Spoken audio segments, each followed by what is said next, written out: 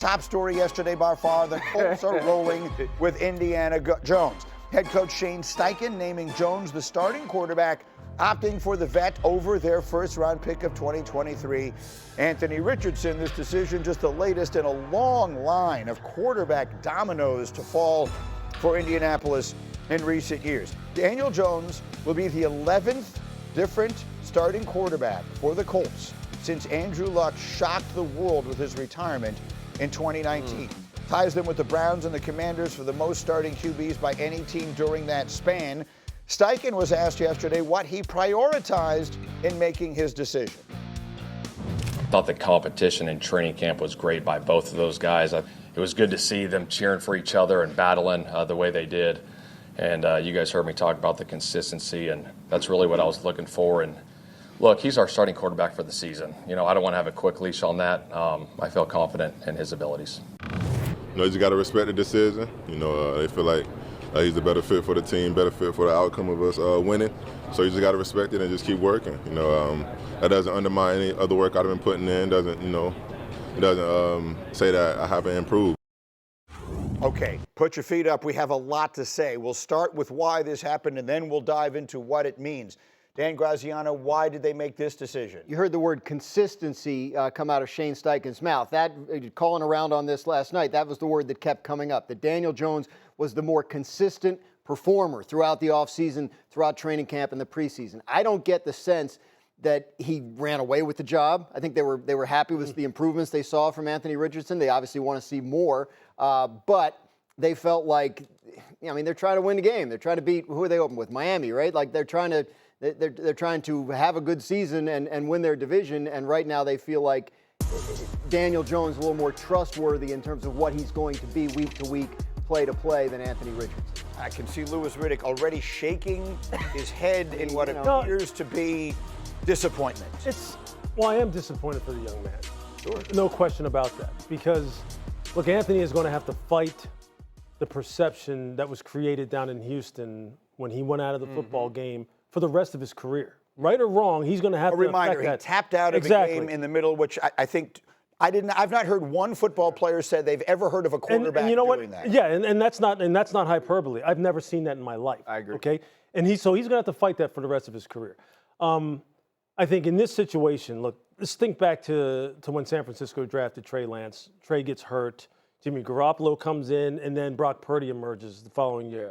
Like, that is what kept all of us from talking about Kyle Shanahan and John Lynch's tenure in San Francisco. The fact that they were able to, in essence, level up at the quarterback position after investing a top 5 pick in a quarterback. Shane Steichen and Chris Ballard, you're in the same situation now. If you do not level up, and this does not result in you turning this franchise around and you wind up making a serious run in the South and maybe trying to win the division, your jobs are on the line, especially with new ownership, a fresh set of eyes evaluating this whole thing. And it's just, I think this is all in. This is all or nothing for them right now. And for Anthony, look, it really does feel like his time is over. I mean, Shane's kind of body language and the way he talked about the fact that Daniel Jones, he wasn't going to have a quick leash. What he's telling you is, I've moved on. Yep. I've moved on. And this young man can say what he wants. I've moved on. Yeah, this is like going on Top Chef and they tell you can pick like one ingredient to make a dish and you pick chicken breast instead of yellowtail, right? Because you know what you can do with chicken breast, right? We could grill it, we could fry it. It's going to be the bottom of that is what we know. And then yellowtail is volatile. You know what I'm saying? It may not end up being exactly what you want, but if you get it right, the dish you could prepare is something serious. That's what happens with Anthony Richardson, right? You have these incredible highs. You see these throws. You see the ability to run the football. He runs over guys as he goes into the end zone. And then you have a 5-yard out and he throws it into the stands, right? Or there is a roll to cover 3 and he doesn't pick it up and he puts the football in the middle of the field in harm's way. And so what Shane Steichen is saying is if my job is on the line, I want to know what I'm going to get. I want to know how I can game plan week to week based on what my quarterback can do well, based on the fact that my quarterback is going to read this defense exactly the way I tell him to, based on the fact that I can be strategically smart about not putting him in harm's way so we don't see some of the things that's befell Daniel Jones in the pocket with controlling the ball and turning the football over. But what it says about Anthony Richardson is not only did we make a mistake in our evaluation, we've made a mistake in our development. Because when a player fails for the reason you expected him to fail if it was going to happen, that's on the organization. You knew when you drafted him, he needed reps. You knew when you drafted him that in order for him to get better, he had to play. Right. And when you bring Daniel Jones in, you say, you know what? We're not going to allow him to get those reps to be good here. It's time to trade him and move on. So a couple things. One of the problems he's had getting reps is he hasn't been healthy enough to be on the field. They knew that about him when they drafted him too, though, right? Because that was an issue in college. So that's been a big problem, and the lack of trustworthiness in terms of his availability week to week, I think factors into this as well. But you know, Daniel Jones has not been the healthiest quarterback in his career either. For Shane Steichen to say what he said about he's the starter all year, it doesn't always work out that way. 18 teams used more than one quarterback last year. Last year, Bryce Young got benched in Carolina. We thought that was it for him.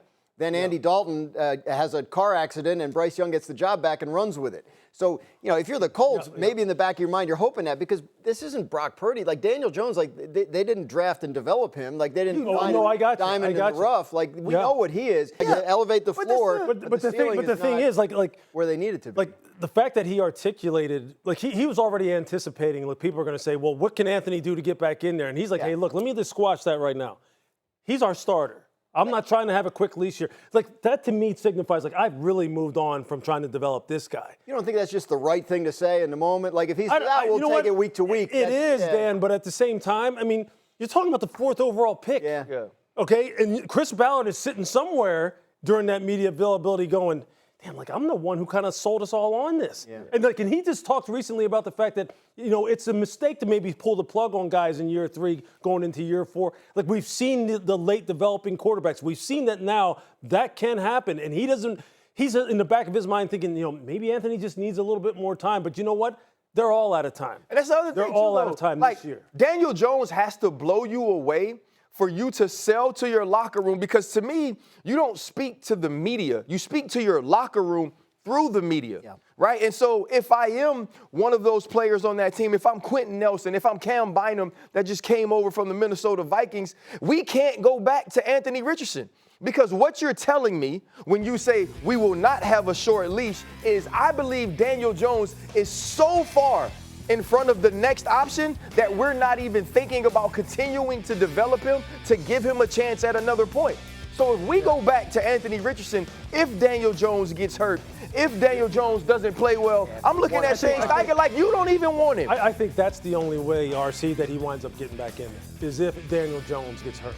Or if it's so abysmal. If it's so abysmal that he's like, you know, that someone else steps in, which we know can happen, right? It happens we know, like, people above can go, nah.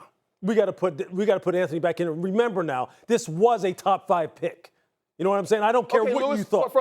From your evaluation of Anthony Richardson on the outside, your evaluation as he was going into the draft, does he look like the type of guy, does he feel like the type of dude that gets better watching somebody else play? Of course not. Right, so how do you go back to him? Of course not. Well, because, like I said, because the order comes down from above.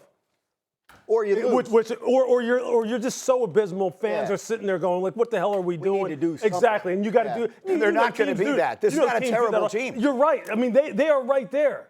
They're going to contend in the South. This is a pretty good football team. The thing is, though, they felt like they were right there since Andrew Luck retired. That's why we've going through this litany of veteran quarterbacks. But you know what? I mean, what has really been the thing that has held them back? Quarterback. I mean, enormously so. You know what I'm saying? We just showed you. So, I mean, so they are. Like, they are right there. They were in it last year. Like, they were in contention later in the season. They were 8-9 last year? But they fell apart at the end, and a lot of it was the inconsistent play from Richardson. So the locker room knows that. I mean, they've seen the good and the bad, and they've lived it, and the consequences. And look, I just want to say this in the end. Look, Anthony is not without responsibility. Ton of it. Okay? And he knows that, too. He has spoken to that, too. And look, this is a hell of a hard lesson for him to have to learn. This is going to be a tough season for him. It really is. He's going to have to do some serious soul searching about how do I perfect my process so I never have to feel this way again, because it's got to be brutal. he has to take his professionalism up a level. Right, no doubt. And he has to become one of these players that we talk about some of the intangibles that have never been spoken Good old about football with him. character. He has to show a level of football character through being the backup that changes not only the mind of the Colts, but the perception of him outside that building. right. I'm going to want to come back to this because there's a part of this story we have not gotten to yet. I mean, Chris Ballard talked about how sometimes quarterbacks will resurface later in their careers. Daniel Jones was the 6th pick in the draft once upon a time. He's not a player without talent.